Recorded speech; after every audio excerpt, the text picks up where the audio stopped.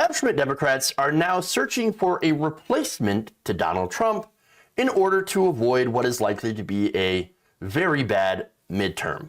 Now, Axios is reporting that searching for a strategy to avoid a 2022 midterm disaster, advisors to President Biden have discussed elevating a unifying Republican foil not named Donald Trump.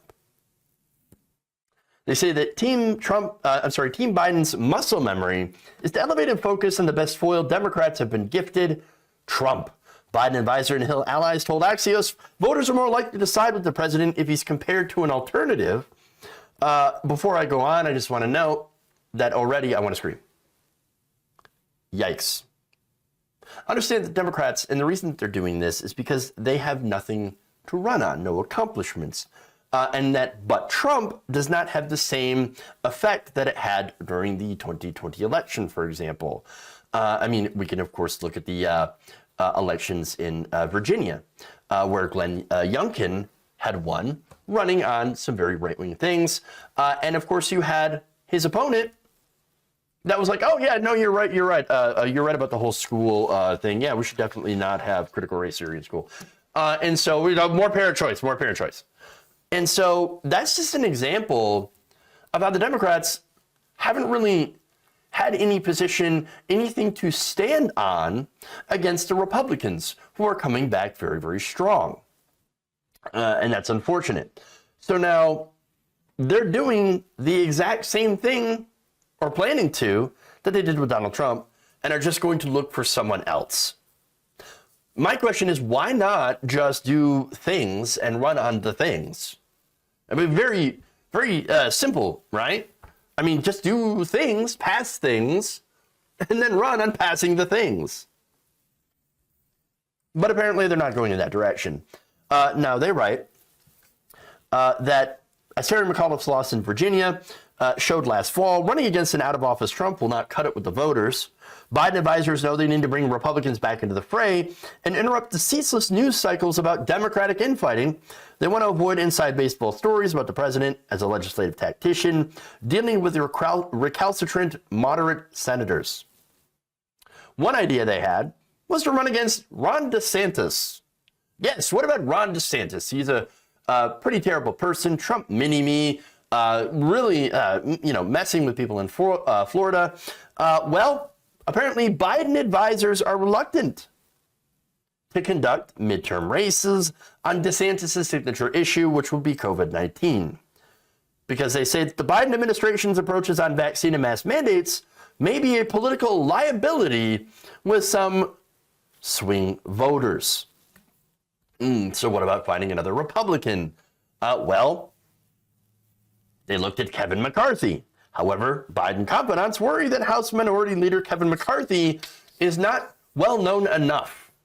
No, we needed somebody who has more name recognition like Trump. And that also noted, what about running on Mitch McConnell? Mitch McConnell, everybody knows who Mitch McConnell is. Mitch McConnell, not a very popular guy, but oh no, Biden, they write, will not demonize Senate Minority Leader Mitch McConnell because of their long-standing and collegial relationship. Now, Mitch McConnell, understand that Mitch McConnell is more evil than Donald Trump could ever be. Behind every horrible conservative policy is Mitch McConnell. Mitch McConnell has done way more to empower the right wing and to destroy democracy than Donald Trump has. And you look, he was one of the guys who was behind Citizens United in a way to try to boost corporate, the corporate takeover of our government. But no, Biden will not go after Mitch McConnell because they have a good relationship. It gets worse, though. So now, when asked, they talk about, okay, why don't we just run on our achievements, right? Why don't we run on governing and then actually try to govern? You know, the thing that they were elected to do. Well, their reason is, we don't really know how to govern. We're not really good at governing, and so we have to elevate a Trump. In fact, here's Celinda Lake, who polled for Biden during the 2020 campaign and works with the DNC, Quote, one of the problems is our messaging has been driven by governing, not by campaigning, and we need to move into campaign mode. If you're trying to negotiate on the Hill, it's hard to draw a contrast. If you're trying to win the November 2022 elections, you must draw a contrast. Lake, like others Axios interviewed, said Democrats won't get far by raising only one individual foil, not even a figure as polarizing as Trump. She advocates drawing a broader contrast with the MAGA faction, including Republicans who supported the January 6th and now want to pardon the January 6th rioters. Quote, that's a much better foil than just talking about picking one obscure congressional leader that nobody will know anyway, or a future presidential nominee that nobody will know anyway. Trump is not on the ballot, and these MAGA faction candidates are. Or what you could do, of course, is you could pass something. You could just pass something, anything, something to help the American people. You know, you could cancel student loan debt. You could cancel that without the help of Congress today. Today, you could legalize marijuana at the federal level. He could renew and push for Build Back Better. He could do something.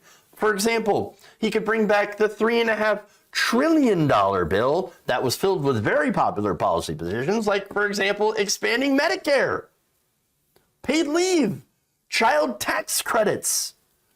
But will he? No, of course not.